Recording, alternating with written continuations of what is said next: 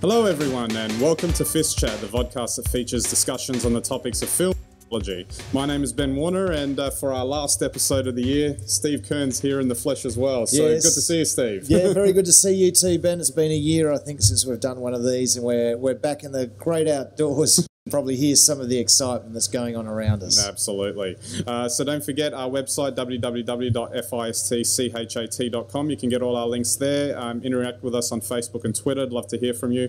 You can subscribe to our audio via iTunes, RSS and Feedburner, and also our videos on YouTube, Vimeo and Digicosm TV. And we've got a whole bunch of new things like Instagram. We got onto Flickr the other day as well, and we'll have probably a couple of new things going into the new year. So it's all quite exciting here as we move forward. That's right. 2013 certainly going to be a big year. Absolutely. And I believe this time last year we did our show on 2012 predictions, and just as a quick recap, we're still here.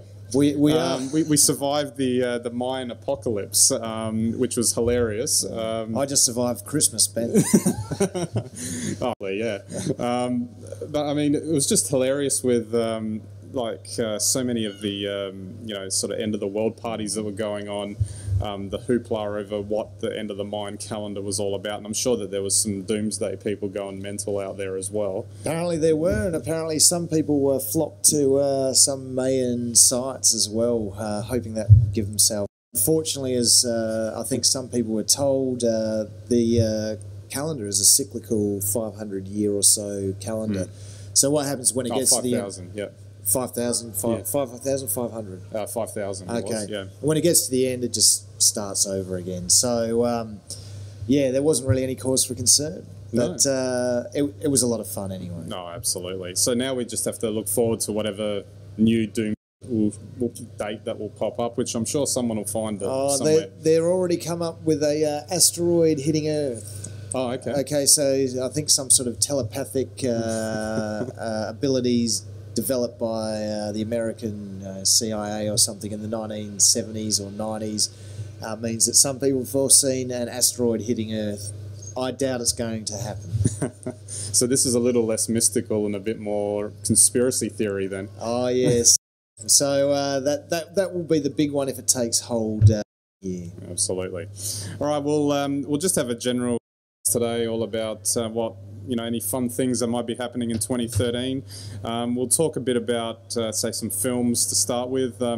Hollywood's still keeping up with the whole sequel, remake, comic book agenda. And, I mean, there are a couple of good ones. I'm looking forward to the new Star Trek movie, actually, which I don't know, Steve, but that actually looked pretty epic. I haven't. I'd love to see the new Star Trek one. I actually was lucky enough to go to see some of the next-gen episodes that have been remastered. Yeah. Saw them in the cinema in November or October, I think it was, and very, very much looking forward to a new Star Wars movie.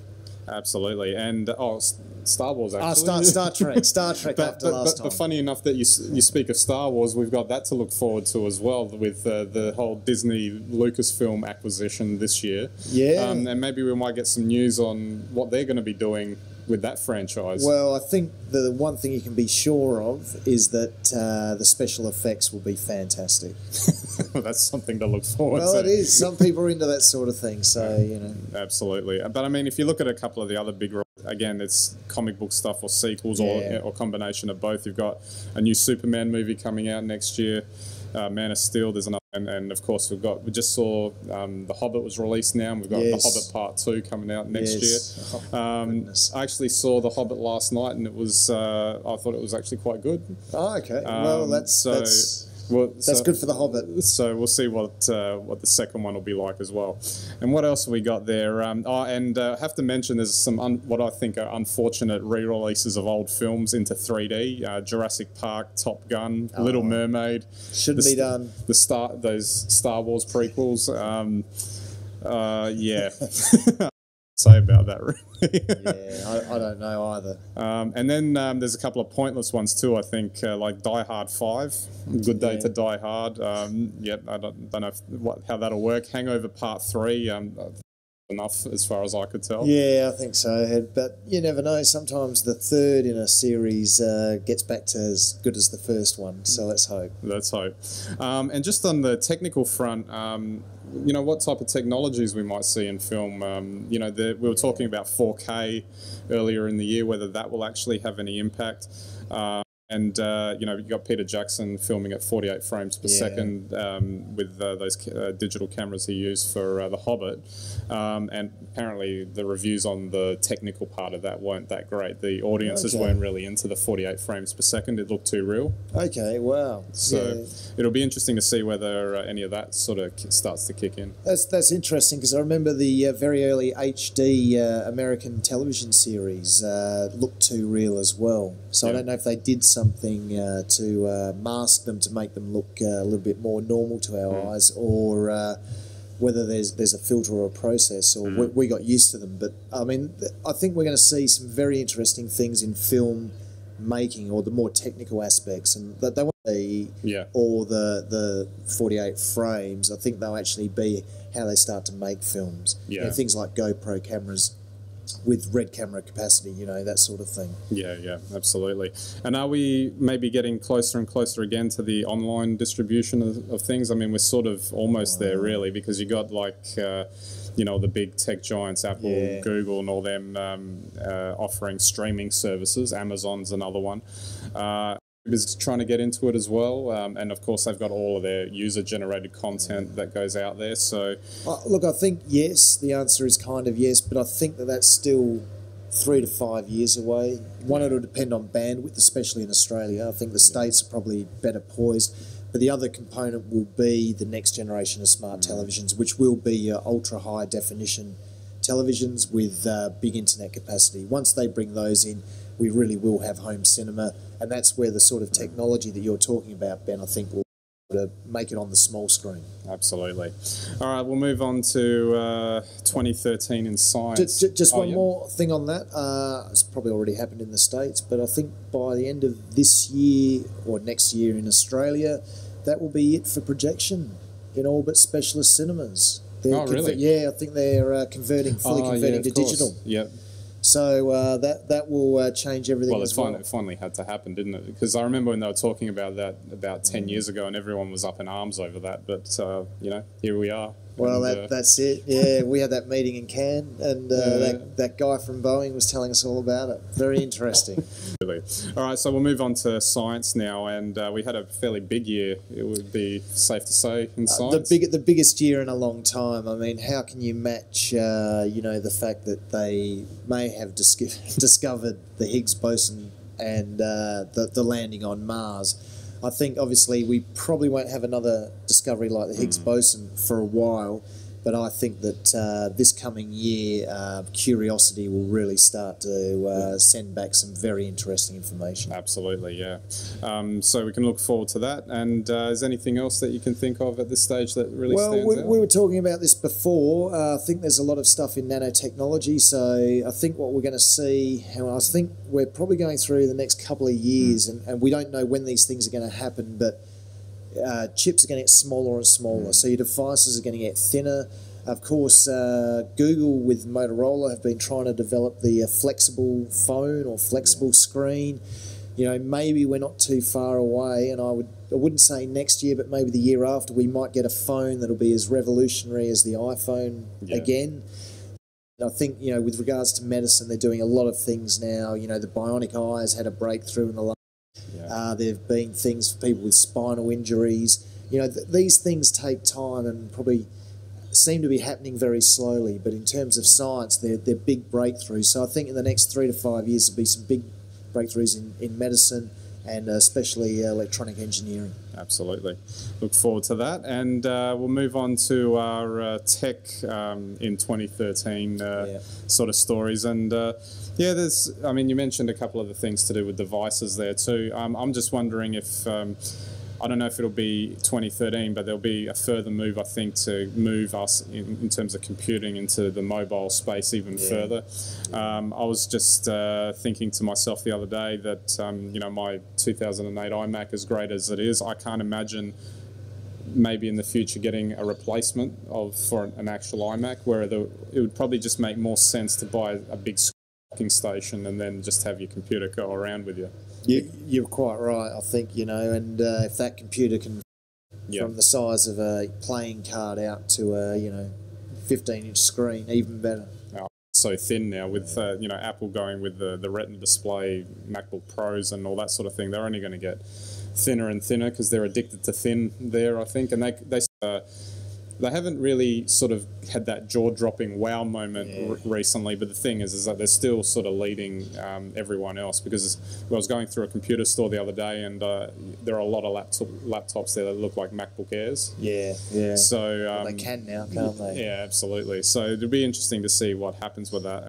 It'll go and how the phones will improve as well, because I think it's gotten to the stage where a lot of these devices are just sort of having evolutionary incremental type of updates. And even though the iPhone 5 came out and it wasn't considered a wowee thing, actually it is a significant improvement on the previous phone. It's just that the previous phone was already doing it pretty well already. Exactly. But on that, very interestingly, I mean, a few years ago there was a lot of hype about Web 2.0. Yeah. But now everything's mobile. Are we actually witnessing the death of the web? If you're not going to buy a new iMac, and you're just going to take a tablet around with you everywhere, are we going to fall further and further into apps?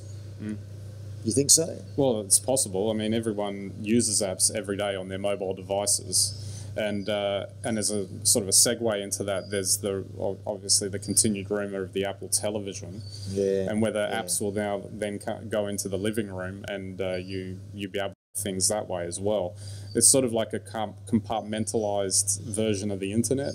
If you don't want to go to the trouble of going to like Google or whatever, and just automatically go through an app to a certain part of the internet that you want to go to for the point in time. Raises a very interesting question about the future of Google.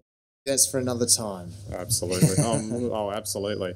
And data is actually another interesting thing for me. I mentioned this, I think, just last week. The capacity for the amount of data that we're producing now as users, it's not just how it used to be. You'd have content providers before, but now everyone is a content provider. That's right. Or has the potential to be if they're not doing it. And that's a lot of work and a lot of data, and it's at the moment it seems like the internet's just pulling it all in. Well, will the internet ever get filled? Yeah. And it must be able to be filled. Yeah, well, I mean, there's got to be some sort of capacity at some point, but perhaps it's just not anytime soon. Wow, you never know. Yeah, well, if we move on further, just another thing I saw, bring your own device idea, that really became a big thing last year, and we'll probably continue to go for that in the coming year. I think as long as it's app-based, it's probably not an issue. If it's a laptop and you bring your own software to work, that just can't happen. Exactly. Just another thing too, that all the tech giants are will probably shift their focus to China and Asia this coming year too. They've been expanding their market in that area because that's the biggest market that they could probably go for, especially China. You probably see, I mean, you're starting to see it in keynotes, especially from Apple, where they're actually focusing a little bit just on China. Some or feature on one of their devices, and I think you're just going to keep seeing more and more of that, because perhaps Western countries, perhaps they have sort of pushed the limit of the growth at this stage for where they can go, so that's obviously the next logical step for where they can go. And maybe it might be worth just talking quickly about RIM and Nokia, whether they're going to survive or not. Making a play. I think they've got one more device or an operating system that they're going for, and Nokia, well, depends on whether Windows Phone takes off or not. Very interesting. I think that for those devices in the phone, well, they'd be dead. I reckon if they started making it, might survive. One of the interesting things I saw with the Google Nexus over Christmas Day, my cousin bought one around, hello Glenn, is that you've got dual users. So you're not locked with an iPad to one person. Yeah. I think anyone who comes up with an operating system like that in the future, especially for a tablet, may well be onto something. And Apple will probably have to consider that at some stage. Well, I heard that from a few people in education that's one big problem with Apple devices, is that it has to be tied to a single user. Yeah. And you can't really do that in educational or school environment because they have to be multi-user devices. That's right. So that'll be if they manage to do something like that, that's going to be a major shift for their way of thinking, because everything for Apple is single user, and closed. So we'll see how they handle that. It might happen because, Steve Jobs isn't there anymore to push that agenda. Well, my big prediction for maybe 2013 would be then in the tech sphere that this would be the end of single user. Yep. I don't think people will stand for it anymore. Yep. Absolutely. All right, Steve, we're out of time. So thanks again for the chat, and thanks again for the year of FiST Chat that we did this year. Yeah, I enjoyed it, Ben. Thank you. And thank you, FiST Chat fans. We love hearing from you and talking to you about all these FiST Chat topics. Absolutely. We'll be back again next year. We'll be starting the week of hopefully the 7th. I think we'll have next week off because, we'll be partying out on New Year's Eve and such. But we'll be back again next year with all the topics that we end up talking about and more, and perhaps some more interesting little bits and pieces. So have a good new year, and we'll catch you next year. See you in the future.